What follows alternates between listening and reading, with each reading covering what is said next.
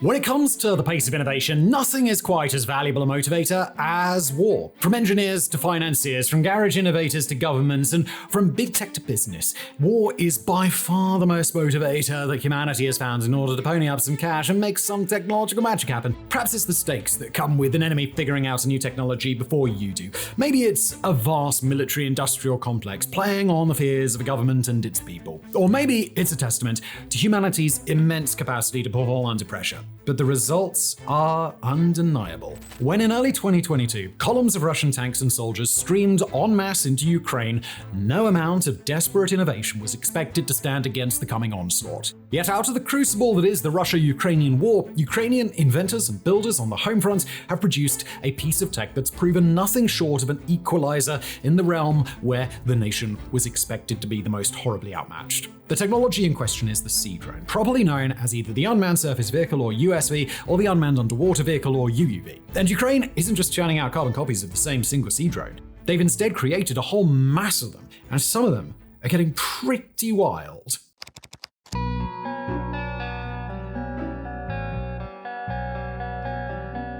No discussion of Ukraine's crazy sea drones is complete without having the answer to one basic question.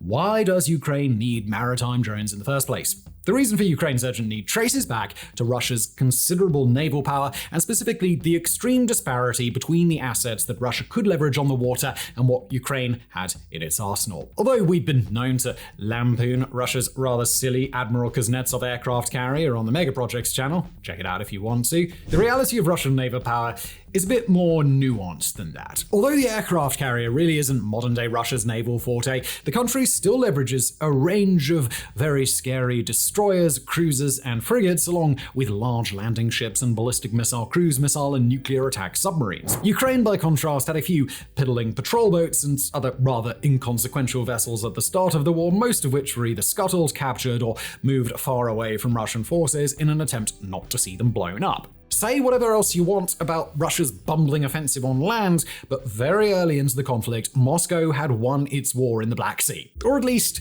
that's what the world had presumed until the 29th of October 2022, when the Russian-occupied Crimean port city of Sevastopol weathered an attack unlike any other in history. On that day, 7 small maritime drones, each about the size of a paddled canoe or kayak, dodged and weaved across Sevastopol's naval harbor as a group of aerial drones ran overhead. The Sea Drones operated in coordination with each other, sitting barely above the surface of the water and closing in on their targets until eventually they made contact with at least 2 ships, a minesweeper vessel and a frigate that was serving as the flagship of Russia's Black Sea Fleet after its prior flagship, the Moskva, had been sunk by an anti-ship missile strike in April of that same year. In terms of its tangible impact on the target ships, the Ukrainian Sea Drone attack was largely inconsequential. Neither ship weathered much damage, and the Black Sea flagship, the Admiral Magura, was able to return to its duties a few months later. But it was the first time that any nation or military force had taken the idea of an unmanned naval vessel, a concept that's been around since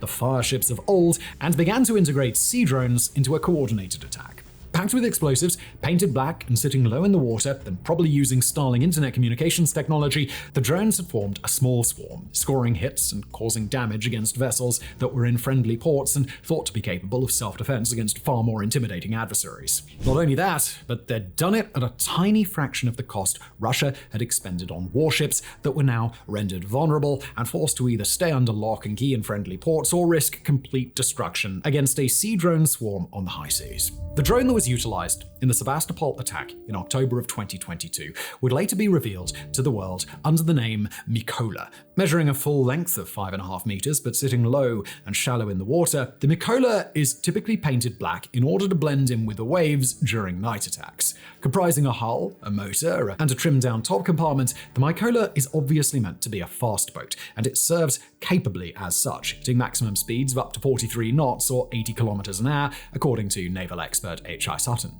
Sutton's work on cataloguing Ukraine's maritime drones, by the way, was absolutely indispensable in us making this video, so thank you to him.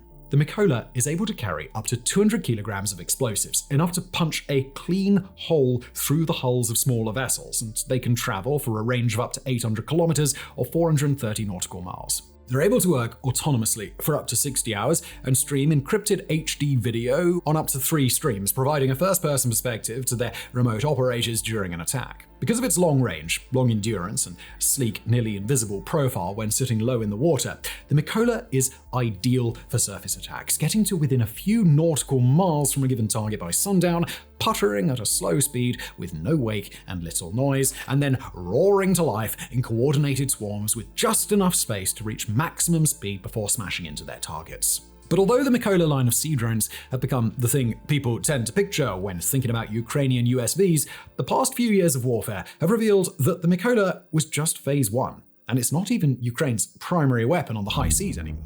Instead, that honor goes to the Magura, a series of slightly larger vessels that can do just a bit more than the Mykola can. Measuring 5.5 meters long, but sitting just half a meter above the waterline, the Magura is able to hit a maximum speed of 42 knots and a range of 450 nautical miles, or a bit over 800 kilometers. Slightly better than the Mykola, but not necessarily the sort of thing where Ukraine would need a whole new model until we get to its 2 major improvements on its predecessor. The first is its payload. While the Mykola could carry a respectable 200 kilograms of explosives, the Magura brings to bear 320 kilograms. Even more important, it's made out of plastic, making it nearly invisible to radar according to Ukraine. The Magura integrates an autopilot system, night vision subsystems, and an onboard data hub, but it still costs a price considerably under $300,000, just 1/2500th of what it cost Russia to build the Moskva warship that's now projecting Russian power against some crabs at the bottom of the Black Sea. As for how many Maguras it would have taken to sink a Moskva-sized ship, it's hard to say, but we'd be willing to bet that the number is a lot closer to 1 than it is to 2,500, making the drone exceptionally cost-effective for the battles it's intended to win. Then there's Ukraine's unmanned underwater vehicles, or UUVs, of which the first indigenously designed craft revealed to the global public was the Toloka TLK-150. Built at a hull length of 2.5 meters, the original version of the Mykola is shaped like a torpedo, capable of operating at a range of 100 kilometers and steering through the water using its horizontal stabilizers and thrusters. Agile but relatively slow, the Mykola's communications mast is the only element of the vessel to poke out of the water, making it exceptionally hard to spot amongst the waves, while its skinny and tapered front profile make it hard to detect or shoot underneath the waterline.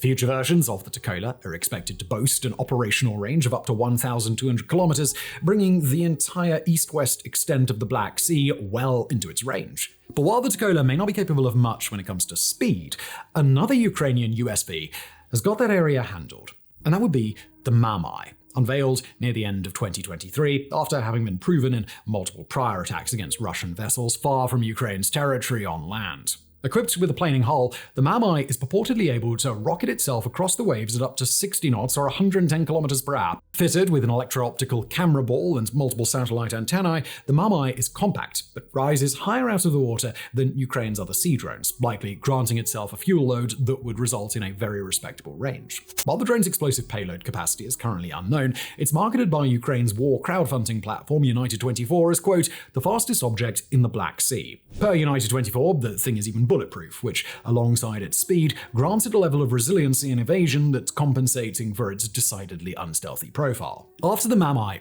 we start to get into the really crazy stuff, though.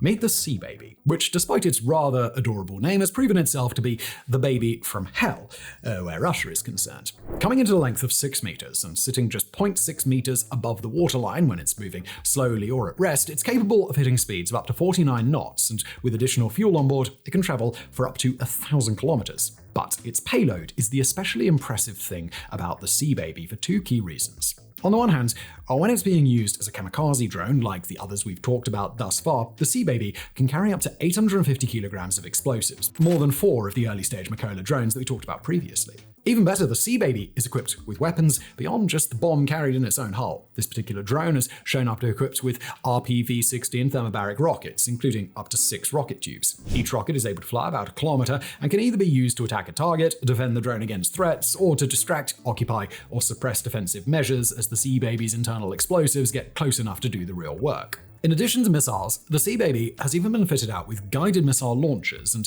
a successor craft, the improved Sea Baby or Avdiivka, can travel at an even longer range while relying on a better motor. The latest edition of the Seababy line, the Seababy 2024, boasts increased maneuverability and can carry up to 2,200 pounds or 1,000 kilograms of explosives, all for a total cost of about $200,000 per vessel. And that's not all that Ukraine's sea drone industry can bring to bear in 2024. Ukrainian USVs have been spotted carrying the Franken-SAM, an improvised air defense system that allows the drone boats to carry 2 anti-air Archer missiles in order to ward off Russian helicopter pilots up to 9 miles or 15 kilometers away. A drone boat that washed up in Romania was observed to have been constructed from an American-made, rigid-hulled inflatable boat carrying a missile taken from a Styx anti-ship missile. And the Riverine, a 1.5-meter-long, low-lying craft, is a resupply and logistical sea drone that's capable of sneaking through hard-to-penetrate waters, either at sea or inland, ferrying up to a 30-kilometer payload to land operations units or small manned vessels at sea for minimal cost and minimal effort. Finally, there's the Mykola, a large, unmanned underwater vessel that's thought to be the first UUV ever created specifically based on the needs of a wartime environment. 6 meters long and 1 meter in diameter, the Mykola looks almost like a big torpedo, made out of metal with a hull that appears to be able to withstand crushing pressures in the depths of the Black Sea. Built at a reported cost of under $500,000, the Mykola is advertised by the group producing it, Ammo Ukraine, as an anti-ship, anti-submarine, intelligence-gathering, transport, and notably anti-bridge weapon, able to operate at a range of 1,000 kilometers. Per Ammo Ukraine, it can be concealed from hydroacoustic scanners underwater, it's resilient against electronic warfare countermeasures, and it's able to go dormant while waiting for activation either by signal or by timer. Optimized to impact ships under the waterline, the Mykola's payload is currently unknown, but judging by its size, it's likely able to rip massive holes into most of the ships of Russia's Black Sea fleet and potentially even sink them in one hit.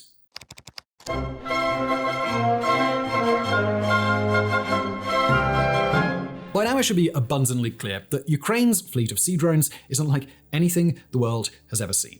While we certainly can't account for the hardware that global militaries are developing under classified or secret programs, Ukraine is, at present, the only nation in the world to have combat-tested the coordinated use of modern sea drones at large scale. With any new technology in warfare, however, just producing the technology only means so much. It's got to be tested out. And where Ukraine's maritime drones are concerned, the results have been stunning. We've already told the story of how Ukraine introduced its sea drones to the world with its first attack in Sevastopol in late October 2022. But since that time, the nation and its robot watercraft have proven that their success was anything but a fluke. A particularly notable victory came on August 4th, 2023, when a 4,100-ton landing ship called the Olengorsky Gornyak came under attack from what appeared to be a single Ukrainian sea drone. Loaded with 450 kilograms of high explosives, the sea drone was able to make it not just to Russia-controlled Crimea, but well past that, to the Russian city of Novorossiysk, nearly 600 kilometers or 370 miles from the Ukrainian port city of Odessa. Piloted by a Ukrainian operator sitting in the safety of their own nation, the sea drone was able to close rapidly on the landing ship, severely damaging it in a way that Ukraine claimed took it out of action immediately. The drone employed in the attack is thought to have been the Mamai, the plastic-hulled, radar-low observable, 60-knot capable, bulletproof sea drone that had only been revealed to the public a week prior. At the time, the sheer amount of explosives that the Mamai carried stunned global analysts, who contrasted it against the small payload aerial drones that were showing up in force on both sides of the war. And just before the Mamai made its grand introduction to the world, Ukraine's intelligence service used the Seababy, at that time another newly revealed maritime drone, to conduct one of a series of attacks on the Kerch Strait Bridge. A hated symbol within Ukraine, the Kerch Bridge connects occupied Crimea directly to Russian territory by road and rail, and it's been a top target for Ukraine, both for strategic and symbolic reasons. In July of 2023, a pair of Seababies attacked the bridge by surprise, each carrying nearly double the explosive payload that the Mamai drone had used to bring down the landing ship a few weeks later. That payload, by the way, came out to 850 kilograms of explosives per drone, or 1,700 kilograms in total. The hits weren't nearly enough to bring the entire bridge down, but they were nonetheless a tangible blow to Russia in a symbolic sense, and the explosions were large enough to kill 2 civilians traveling the bridge, a couple from Russia's Belgorod region who were traveling with their teenage daughter to go vacationing. Alongside the 2 civilians dead and their daughter wounded, video indicated the part of the Kerch Strait Bridge's road component had been sheared off. Toward the end of 2023, Kiev was even able to score a double kill with its sea drones and a pair of attacks against landing ships in port on the Crimean Peninsula. Footage of the attack released by Ukraine clearly shows an attack by at least 3 sea drones, a minimum of 2 of which impacted their intended targets. Although it was a relatively small attack, it was able to have a major impact. Satellite imagery shared by Ukraine after the incident indicated that both landing vessels had sunk by the time the satellite imagery was taken. One of the landing craft was a Cerner-class vessel, crewed by a complement of 5 and able to carry a main battle tanker up to 92 troops, while the other was an Ondatra-class vessel, crewed by 5 and able to carry a tank or 22 troops. A Cerner-class ship is believed to cost approximately $7 million today, while the Ondatra-class is an older vessel but still fetches a price close to $1.5 million. Both of these destroyed by drones with a likely combined cost of $500,000 or less. In 2024, news of Ukraine's sea drone exploits has kept on coming, and nowadays, news of a successful drone attack is often followed closely by details on a new tactic or approach that Ukraine has deployed for the first time in history. One such incident went down in early March, when a pack of Sea Baby drones, the 18-foot-long, 850-kilogram payload, 49-knot, and potentially even rocket-equipped advanced weapons, set up on a missile corvette in the Black Sea called the Sergei Kotov. A 1,700-ton vessel, the Sergei Kotov is a well-armed ship, traveling with 80 crew on board and potentially even carrying an armed helicopter. But during a night attack, the satellite-controlled wolf pack of Sea Babies, which, by the way, is an incredible sentence without context, closed in and launched a coordinated attack against the Sergei Kotov. During the attack, video footage indicates that the Sea Babies split into 2 teams, with the first team coming in behind the Sergei Kotov, chasing it and drawing its fire. Then the second team attacked the Sergei Kotov's unprotected port side, but not in an effort to actually do damage. Instead, they herded the Sergei Kotov away from land and into open water, where a third pack of Sea Babies lay in wait. And it's these ones that finally scored their hits on the ship, sinking it, according to Ukrainian intelligence. It was an especially damaging loss for Russia because of just how modern the Sergei Kotov apparently was. It had steamed out of port for the first time in just 2021, a relatively rare feature among the vessels of Russia's naval arsenal. The Sergei Kotov wasn't the only ship to go down in that fashion this year. A second raid, also conducted by Sea Baby drones, took place on the night of February the 14th against a Russian landing ship called the Caesar Kunakov. That's a ship with a crew of 98 with the capacity to carry up to 10 main battle tanks plus 340 troops, although it's unknown whether the Sergei Kotov was carrying Russian soldiers while it was on the water. That vessel, a far heavier one at 4,100 tons, was set upon by a pack of 10 drones across a 20-minute battle. After 4 drones went down against the ship's defenses, the 5th, 6th, 7th, 8th, and 9th all rammed into the hull, with the 9th even able to drive partway through the hole that had been created for it and detonate nearly entirely inside the vessel. The final Sea drone watched the whole attack and streamed back video, eventually making an unsuccessful attack run on the tugboat that came out to save the Caesar Kunanov. The ship has since been confirmed sunk according to both Russian and Ukrainian sources. Other Russian ships have been sunk by sea drones this year, including the missile corvette Ivanovets, and although it's as yet unconfirmed, rumors have spread across the open source intelligence space that a Ukrainian maritime drone armed with anti-air missiles might even have ambushed piloted military planes and shot them down as they took off from Crimea. If true, that very well could be the first sea drone kill against an armed airplane in history. With regard to the Ivanovets, a Ukrainian sea drone operations commander claimed that just the cost of that one sunk ship would have cost Russia more than Ukraine spent building every drone it produced in the 14 months prior to that attack. Through all of Ukraine's successes at sea, it's important to emphasize that these combat drones are not achieving anywhere near a 100% kill rate. The reason why global analysts find Ukraine's sea drones to be so incredibly effective don't actually have much to do with notions that they're unbeatable fighting machines. Instead, their true value comes in the fact that even when they miss, even when they're shot at and blown up en route to a target, even when they wait at sea until their fuel runs out and they sink below the waves, Ukraine can lose a whole lot of them and still spend far less money sinking Russian ships than Russia spent to build and maintain them. In a war where Russia leverages a far more formidable economy and a far greater capacity for large-scale construction projects, especially in the naval sphere, this is how a smaller nation like Ukraine can best level the playing field. When a Ukrainian sea drone sinks a Russian vessel, it's not just eliminating a ship for Russia to fire missiles or heavy guns, and it's not just killing dozens or even hundreds of Russian sailors. It's converting massive Russian expenditures into twisted, mangled pieces of metal on the seafloor, sinking those ships far faster and far easier than Russia could ever hope to replace them.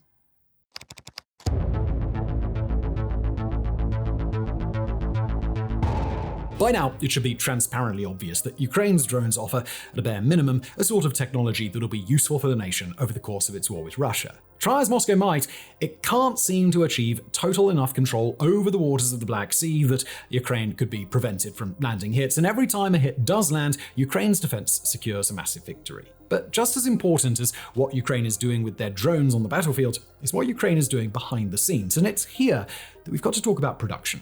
And rest assured, it is exceptionally important that we do. From the very beginning, Ukraine's maritime drones have stood out for more than just their tactical value and their pioneering feats. They're also exceptional because of just how easy they are to build, not just on the cheap, but with equipment and tools that any person can access without proper warehouses or assembly lines devoted to the work. Maritime drone production has turned into a garage industry for Ukraine, often quite literally using commercially available parts from small watercraft and jet skis, off-the-shelf logic boards and antennas, and even the sorts of virtual reality headsets that you'd buy at a local Walmart. Their parts can be 3D printed en masse using commercially available printers and material, and modern digital design tools are more than equipped to help the most visionary of Ukraine's engineers create new takes on the sea drone. And in this particular case, the phrase garage industry is a literal one. With Russia likely to target any location it identifies as a sea drone production facility, the initiative has been decentralized and distributed around well-defended parts of Ukraine, from homeowners' garages to auto parts and machining facilities to basements and more. Often, they're run by people with expertise in only a subset of the skills it takes to organize the sort of operation, training themselves on the fly and learning as they go. They're hidden from view, they utilize hundreds of master craftsmen who constantly train apprentices in their own workshops, and because the parts for these maritime drones are so cheap to buy and assemble, they're one of the easiest and most cost-effective ways for fellow Ukrainians or even foreigners to send tangible, individual support for the war effort. In terms of the innovation required to assemble such devices, the initial seed of a maritime drone concept is not likely to have been indigenous to Ukraine. In fact, Ukraine is known to have received at least some sort of unmanned coastal defense vessel from the United States as far back as April 2022 as part of a security package compiled and sent off at that time to aid the war effort. As the world has since seen with a number of other new warfighting tools, especially from the US and Europe, a few sea drones were likely provided to Ukraine for replication in the hopes that the war could provide a real-life test on emerging technology.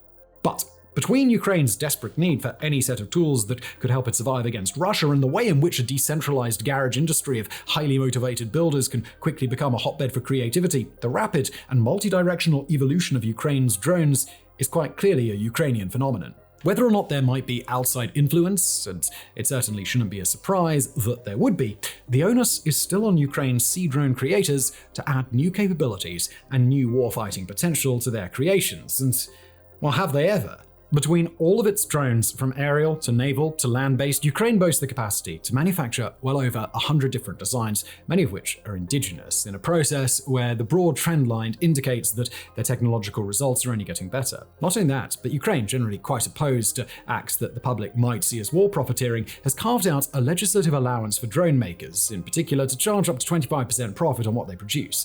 Meanwhile, the country announced in February of this year that Ukrainian drone operators would be assigned their own branch of the Ukrainian Armed Forces, the Unmanned Systems Force. The goal is obvious: to make Ukraine's drone industry into a sector where people are tripping over themselves to work, thus pushing Ukrainian production to the next level.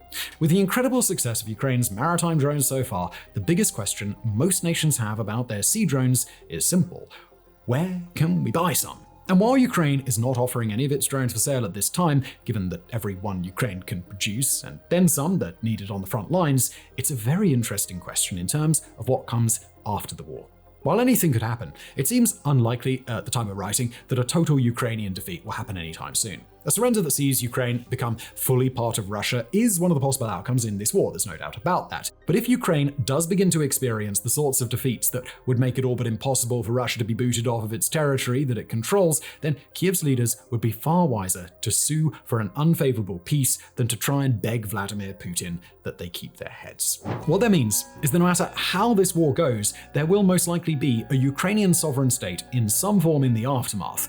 And when it comes to what that nation might look like, its sea drones could very well play an outsized role. When it comes to nations that have fought the biggest, costliest, most modernized wars of the 21st century, Russia and Ukraine are all but unmatched. And with Ukraine now closely tied to the global West, its experience and expertise in modern warfighting are going to be invaluable in the decades to come. Nowhere does that apply more clearly, though, than when it comes to Ukraine's use of autonomous warfighting technology, both in terms of what Ukraine knows about building it and what Ukrainian combat veterans can teach the world about using those devices in all-out modern war. And while Ukraine's lessons in adapting off-the-shelf aerial drones will no doubt be very meaningful, the things Ukraine can tell the world about sea drones are simply unmatched. Ukraine is well on its way to becoming a real player in defense on the global stage, producing $3 billion worth of weapons and equipment in 2023, alongside what it received from Western backers. That production capacity includes hundreds of officially recognized manufacturers, including large numbers of startup companies and the local decentralized cottage industry of sea drone builders. That's a resource only just starting to be recognized on the global stage. Through largely private research and development, Ukraine has thus far been able to take out what the Wilson Center estimates to be up to a third of Russia's Black Sea naval fleet, and they forced Russian warships out of the strategically crucial base in Crimea's Sevastopol. Once the war ends, hundreds of master craftsmen and women working on these sea drones are going to have a whole lot of experience that the world is going to be interested in, while their many thousands of workers will have the critical skills to secure work in defense manufacturing in the long term. Untold numbers of Ukrainian warfighters who've operated these drones in a real conflict are going to hold knowledge that's highly in demand, not just in terms of training potential sea drone operators from other nations, but in detailing, teaching, and expanding the tactical strides that Ukraine has made during this conflict. And although other nations can either develop their own concepts for maritime drones or go shopping for offers from other countries, Ukraine's sea drones are the only ones with a proven track record of success. If you want the good stuff, Kiev's got it. And once this war ends, it'll have a knowledgeable and eager labor force to churn them out. All the while, Ukraine will likely still have its own demand for large numbers of sea drones. After all, if Ukraine does indeed survive the war without having a Russia-backed puppet government installed, it's likely that Ukraine's next leaders after the Zelensky administration will recognize that Russia's appetite for territory is not yet sated.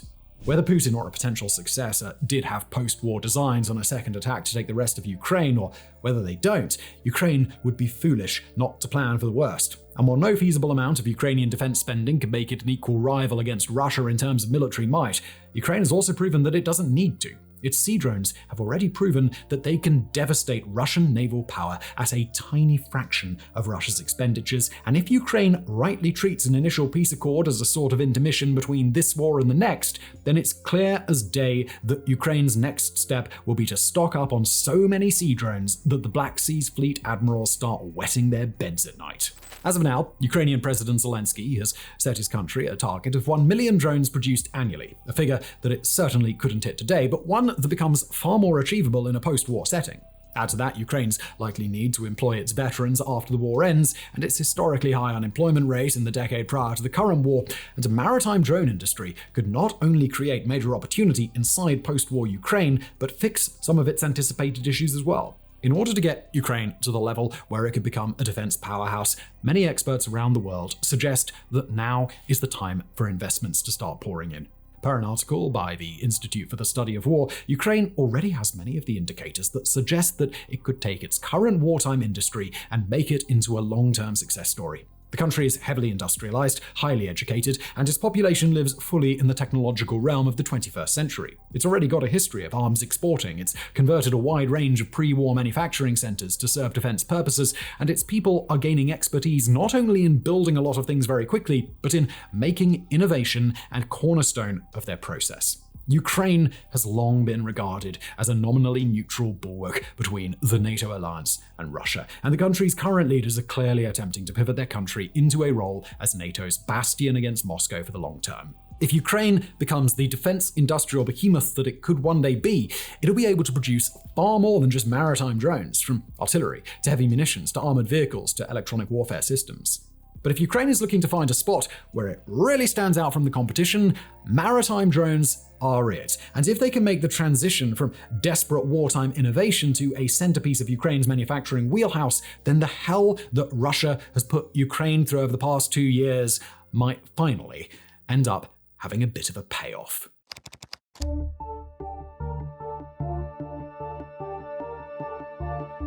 Alright, so with the resounding success of Ukraine's maritime drones, one might expect that Ukraine's allies around the world would be pretty excited. The United States, the European Union, nations like Argentina, Australia, Morocco, and other countries that have sent aid or military equipment to Ukraine should all be pretty stoked to see their preferred side winning the war.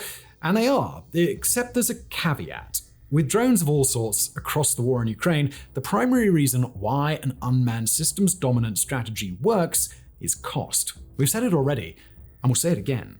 These drones are relatively cheap, relatively easy to manufacture, relatively easy to operate at no imminent risk to one's own life, and they're capable of taking out enemy targets that are far more expensive than those drones could ever be. It's a technology that takes a nation that can stand on its wealth and economic power and cuts it at the back of the ankles so that it can topple to the ground in spectacular fashion. But sea drones, in particular, are on a whole other level. Naval assaults are very, very expensive. And even worse, they're an exceptionally efficient way to concentrate a lot of spent wealth into a single, fallible system.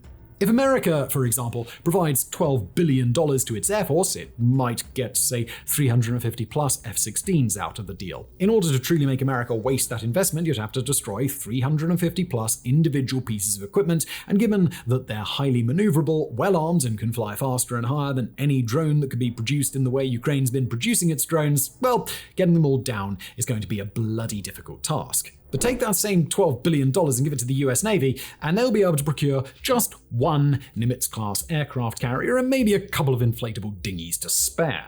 That's $12 billion in purchasing power, all riding around inside a top or as part of a single hull, where the kind of right direct hit could send the whole thing to the bottom of the ocean. And while a swarm of quadcopters, for example, might not be able to catch that aforementioned F-16, a pack of sea babies under the right conditions can absolutely catch the USS Dwight D. Eisenhower in the water. What that means is that regardless of how a certain world nation feels about the Russia-Ukrainian war or which side, if any, they support, the way that they feel about the rise of Ukraine's sea drones might exist on a, shall we say, separate spectrum. And the factor that determines how a nation feels about those tends to be pretty directly correlated to the size of their navy. For nations that have poured their wealth, their time, their energy, and their manpower into developing robust navies, the arrival of sea drones is a major and potentially catastrophic problem. That includes not just Russia, but the United States, China, the UK, Japan, India, South Korea, Taiwan, Italy, and a number of others, all hailing from different ideologies, alliances, and corners of the globe. For each of those nations, the ships they've taken such pains to acquire come with a very strict policy of no takebacks. No matter how much buyer's remorse they feel, they'll never be able to convert those ships back into the money that was spent on them. For nations who don't have such impressive navies, but have at least enough money to pick up a couple of hundred sea drones from either Ukraine or whatever nation start copying Ukraine's drone industry in the future, then the navies of those more powerful nations aren't nearly as much of a threat. Those powerful nations can send their ships, along with all the sailors and equipment on board, into harm's way, knowing from Russia's example that with a few direct hits from a Mamai or a Magura, that those ships are done for, and the souls on board will be lost. Or they can sit those same ships and their sailors in a friendly, well-defended port and desperately fight the failing battle that might prevent the world from having a chuckle at their maritime expense. In the long term, it's not widely expected that the proliferation of sea drones will lead to the end of world navies as we know them, just like the development of ground attack aircraft led to the development of anti-aircraft guns and interceptor aircraft, and the development of missile technology led to the development of missile defense systems. So too are the innovators and wealthy nations of the world generally expected to create defensive measures in due time. High-powered microwave weapons, for example, are expected to be instrumental in blunting the effectiveness of drone technology by creating a force field-like bubble in which these drones are forced to basically power down, but let us know if you'd like to see more on that technology in a future episode. The rise of sea drones doesn't mean that every destroyer or missile cruiser or aircraft carrier is destined to be sunk by anybody who can learn to drive a remote-controlled boat around their bathtub, but it does mean that a long-awaited transition to maritime drone swarm attacks is here, and it's come with some surprises. Ukraine's rapid pace of development and its ability to make massive leaps in payload, endurance, and attack speed simultaneously suggest that the advancement of this technology is going to happen very quickly. Although Ukraine's advancement is guided by the needs of its war against Russia, it stands to reason that a similarly motivated force could advance sea drone technology quickly in ways that get around its own adversaries' defenses. And whether proud naval nations like it or not, they've got to realize that maritime drones like these are just too potent for their potential wartime enemies to pass up. From the perspective of the United States, it's nations like North Korea, Iran, or possibly even Cuba that could stand to gain the most from this. From the perspective of China, it's Taiwan and the Philippines, who would be best served by picking up Ukrainian or Ukraine-like hardware. And for Russia, it's Scandinavian and Baltic nations at the front lines of a hypothetical confrontation with NATO, the same alliance that's been cozying up to the drone powerhouse that Russia has had so much trouble in defeating. And for the entire world, it's organizations and non-state actors like the Houthi rebels who've managed to cause losses and impose staggering economic costs on global shipping by using aerial drone and missile technology that maritime nations do know how to defend against. And it's here that the long-term threat of sea drones can come into better focus. On the one hand, there's the possibility that the first large-scale implementation of anti-sea drone measures won't nullify the threat at all, but kick off a sort of arms race. Ship nations, if you will, trying to get better defenses before drone nations get better drones. As war strategy expert and King's College London professor Alessio Padolano put it while writing for Time magazine, quote, "Ukrainian drones and missiles are adding a 21st century meaning to the old truth that the ability to overcome losses makes all the difference in war at sea. In a conflict, a warship is safe only when it is outside the range of a cannon shot. A combatant, especially a numerically inferior one, will seek to close the gap, and this is an assumption that navies need to address or else find themselves without a fleet." But just as important is the capacity for sea drones to allow bad actors of all stripes to target not just military maritime power, but economic maritime power too. Said Patolano, quoting again, "Sea lanes feed us, keep us warm, and deliver the furniture of daily life. Some 97% of the internet and a major proportion of international energy use relies on an undersea spaghetti bowl of cables and pipelines that closely mirror commercial shipping routes. This multi-layered network of physical and digital connectivity is safe and reliable only until it is not." As he explains, sea trade and sea infrastructure are a critical stress point for most developed trading nations with sea access. And as Houthi rebels, Somali pirates, and a range of other non-state actors have shown, it's also very easy to disrupt. An advanced military destroyer might one day be refitted to include a high-powered microwave weapon, but are global shipping companies like Maersk and Costco going to do the same? A well-placed hit from a single sea drone, with an explosive yield that Ukraine has demonstrated can be at or above 1,000 kilograms of TNT, could very well be capable of sending massive container ships and bulk carriers to the bottom of the sea. And with the Houthis' example, we know what this means. Immense financial losses, shipping delays, and skyrocketing insurance prices that make the act of transiting some goods just not worth doing anymore. And it's here that the potential most important implication of sea drones can come into focus. Yeah, they're currently doing an exceptionally good job dealing with Russian naval assets in wartime, and yes, in future wars, they're probably going to be able to do the same, at least to some degree. But they're likely to be especially potent when challenging peacetime navies, organizations that have historically been able to rely on intermittent patrols and visible placements of their ships in order to deter any disruption to global trade. Now, not only can these sea drones be built and deployed on the cheap, but they're very difficult to detect, even if you're right next to them. And the world simply does not have the resources or the naval infrastructure to give every cargo ship close protection. With global navies getting smaller amidst budget cuts, that close protection infrastructure can't exist for at least another decade or two at a bare minimum. Meanwhile, the Houthi rebels, for example, have already used their own one-off remote-controlled boats to attack Saudi targets in their Red Sea ports. Add the sophistication, the technological advancements, and the multi-drone coordination that Ukraine has shown and provided to organizations that already have the will and the basic tactical understanding required to make those operations work, and the whole world that exists out at sea is looking at perhaps its greatest challenge since the U-boat wolf packs of World War II. For now, the use of naval drones will continue to primarily be Ukraine's dominion, as the nation, still wrapped up in the intensive demands of warfare, has little ability to think about proliferation or further developments of their national industry. But global navies the world over have already started to make preparations, both picking up technologies and starting sea drone programs of their own, and starting to rack their brains what they might have on hand or might be able to develop in order to keep drones at bay in the future. For years, humanity has known that drone technology was the Pandora's box of the early 21st century. But now, alongside the quadcopter, the Shahed, the Reaper, and more, aerial drones have a new partner that might prove to be even more potent than they ever were. Sea drones are already becoming an outsized player in global conflict, and they're only just getting started.